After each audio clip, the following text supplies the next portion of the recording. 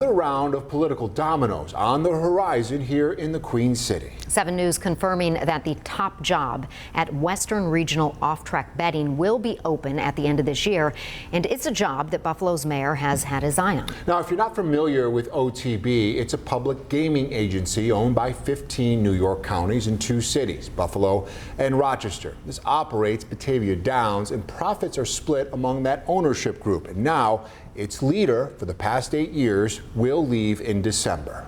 OTB and its leadership no stranger to controversy. Now the CEO's reported severance package is drawing criticism from one New York lawmaker. 7 News reporter Kristen Moran spoke with the Assemblywoman now raising those questions and Buffalo's mayor about the soon-to-be vacant seat.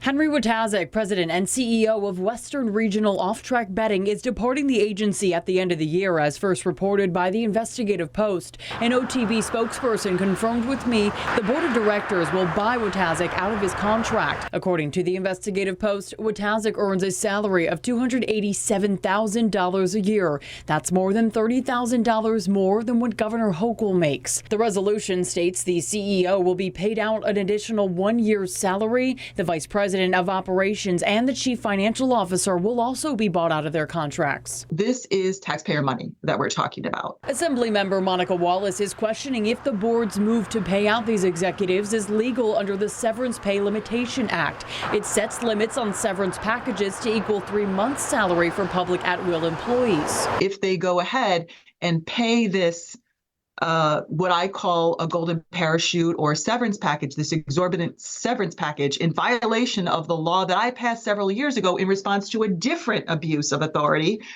I would say that the comptroller, the attorney general, and the governor should all be asking questions. According to the Investigative Post, these employees, including Wojtaszek, received 2 raises within the past year. The year that he knows he's going to retire in, and that he knows that his last year of service is going to be used, that salary is going to be used to calculate his pension benefits, seems to be really an abuse of his position. With the exit of Wojtaszek, it could potentially open the door for Mayor Byron Brown. Sources have told 7 News political analyst Bob McCarthy and me that conversations about Brown leaving office are happening. 7 News asked Brown about this today. I've had a lot of offers in the private sector, public sector over the years.